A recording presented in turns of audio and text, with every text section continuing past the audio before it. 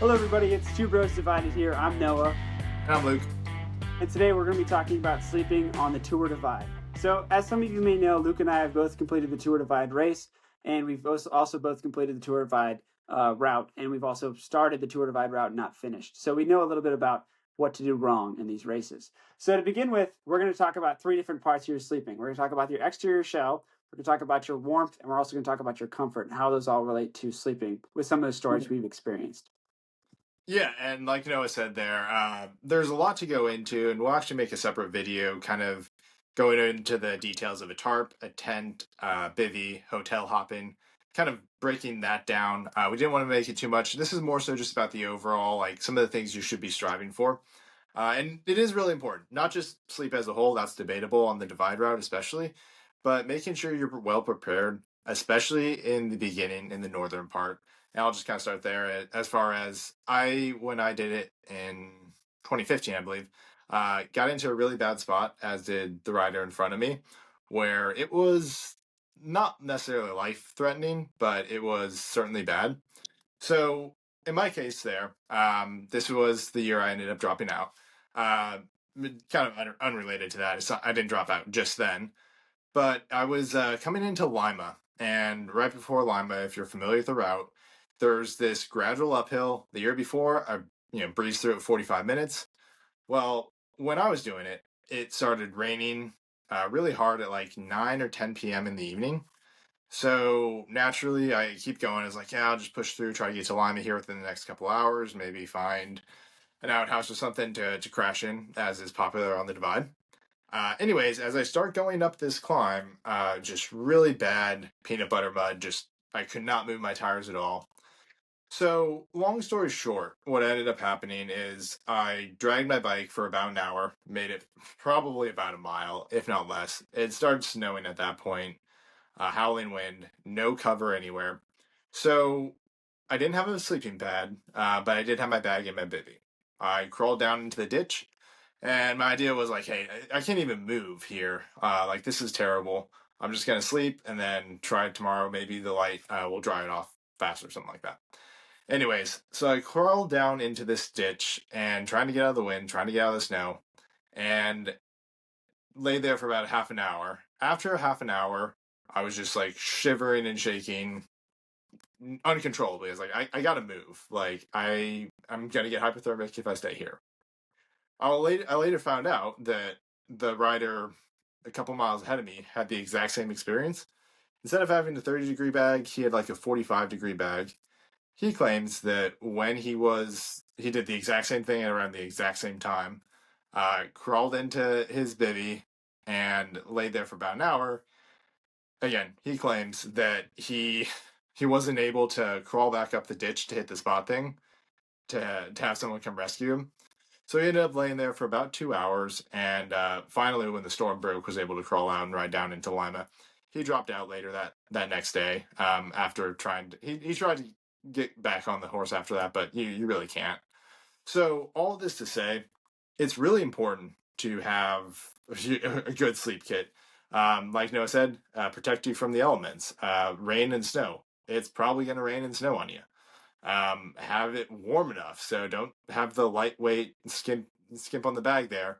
It's going to work for 80% of the route, but the 20% that it doesn't, it could be really actually dangerous to not be prepared. And the other thing, I know we talked about this a little bit, the comfort, and this could also feed into the warmth. Having a sleeping pad gets you up off the ground. If the ground is frozen or soaking wet, that goes a long way as well. Um, so I've definitely had some negative experiences. That was one of the worst nights of my life. I ended up getting chased by cows, which not really clear to talk about with my therapist yet. But in a future video, maybe we'll get into the cow incident. Um, but it is something that's really important. That's my story on that. No, I'll let you kind of go into some of the differences that we could do there. Yeah, so like Luke said, sleep is important for a few reasons. One of which is recovery, and in a race that's over 27 or about 2,700 miles, over 10 days for everybody, even people like Justinas, you're gonna have to have good sleep at some point. Like whether or not that's 4 hours or 6 hours, like it's just really important for recovery. The second thing that's important one of the reasons that Luke really went into is it is a safety thing. And it's not necessarily a sleep kit that you're talking about, it's an emergency kit. So when you're one of the things that you might think that, oh, I'll just bring like a lot of extra clothes, and I've seen a lot of people do this. We're like, oh, why would I bring a sleeping bag if I could just bring two extra down jackets or three extra down jackets or like something super warm for that remainder. And the problem is that you need something to be able to get into that's dry when you're soaking wet. And one of the things we're going to talk about is there's kind of like different. I like to, in my head, I put them in different sections. In Montana and Canada, it's very cold when you start. June is actually quite is almost it's more spring than, I mean, it is still technically spring, but it's more spring winterish than it is summer in those higher regions and in the northern regions as well. Especially when you're getting up to 6,000 to 7,000 feet in Montana, that can be quite cold. I was snowed on, I think, 4 out of the first 5 days, and there was a few times when I had to sleep in like the snow, like snow was coming down to me when I was setting up camp. So that's just one thing to keep in mind as well, is the elements up there. As you move down into Colorado, into Wyoming, the sleeping isn't necessarily as the weather. The elements are usually not as bad as they are in Montana. There's a little bit less rain, but you are quite high. So you're still going to need like something that's a little bit warmer when you're at those 10,000 feet, 12,000 feet up by the border of New Mexico. So that's another thing to consider there. And then down in New Mexico itself, you're going to get rain most likely. And if you're getting rain, a lot of times it'll soak you through because it'll cause mud, and then when you get mud, you can't really move very fast to move out of that weather. So that's one of the reasons why sleeping is essentially safety. In some of the next videos, like Luke said, we're going to go into the tent and also what kind of degree bag should you be looking to do, especially for people like Luke and I. We didn't exactly have a high budget to get this a super light warm bag. Like we ended up having to go for choosing either like comfort and like safety, or we had to choose lightweight and speed. So as a lot of you, I'm sure, will have to choose at some point in the divide. There is some factors to consider. So we'll talk about that later in some of the rest of our videos. But yeah, like we said, please check out some of our future ones. I think our next video, we're going to talk about different types of tents and also things like hotels. So one of the things I'm also just going to mention real quick is if you don't have a quality gear, there is places to get out of. And a lot of times people will be checking the weather, and you'll be able to find out like, oh, like, am I going to get hit by a big snowstorm soon, whatever. But that's just going to mean you have to sometimes either go off route. You're going to have to like stop early at a hotel, and it's just going to really slow down your speed of your race and your sleep as well. So we'll talk about all that in upcoming videos. But like we said, this is just an intro to like these are some of the elements you're going to be exposed to, and this is why it's so important that you do your research before you start the Tour Divide. Luke, do you have Yeah. anything else? Yeah, you also want to have a good plan. And we're actually going to cover this a little bit. Noah and I are planning on doing like some race breakdowns of our races. The race I dropped out when I was 17, made it to Silverthorne. That was the year with the cow hypothermia experience, as well as, going almost zero on the basin as I was trying to get through it. Noah did it the exact opposite way. So he was really good about his sleep, really good about sleeping, at least 4.5 hours pretty much every single night, except for the last couple, maybe the first one. I think you were at 4 or something. But he was really good about having consistent sleep. I, on the other hand, it was actually the reason I probably dropped out, inevitably, because I just wasn't sleeping enough. I thought I could go an hour and a half and be fine. Another thing, real quick, to consider: the sleep on the divide is very interesting for two ways, because what we're really talking about is not, sleep, it's about recovery.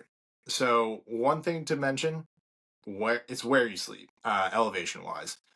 Sleeping at sea level and sleeping at 12,000 feet are two totally different things. And, as we'll talk about there a little bit in Noah's race breakdown, towards the end in Indiana Pass, I believe it was, 3 or 4 riders went to like 1 in the morning and camped at 12,000 feet, got hit by a storm. I'm not sure why they did that, Noah. And I remember we had the conversation as he was doing it. He's like, "Yeah, I'm gonna sleep there." I looked at the elevation profile. I was like, "That's a really good idea. Sleep low whenever you can. You're gonna stay out of weather. You're gonna recover a lot better, and just gonna be able to get more out of that." Again, all that to come here in the future, but sleep is important. Having a strategy going in, and then also being able to actually sleep when you want to. So having the protection and the warmth to be able to fall asleep when you want to. All things that we're going to go over. Again, this is a bit of an intro video, so let us know some of your concerns, some of your experiences, or some of the things you want us to cover. Because, like I said, we've had a fair bit of experience. Definitely done a lot of things wrong, some things right. Happy to talk about here in future videos. But yeah, outside of that, I don't have anything else. Yeah, like Luke said, please email us in the description below. We will like to get back to you. We'll get back to you as quick as we can. We check those emails daily. And if you have any questions, please feel free to put those in there. And yeah, look forward to seeing you guys in future videos. All right, thanks. Bye.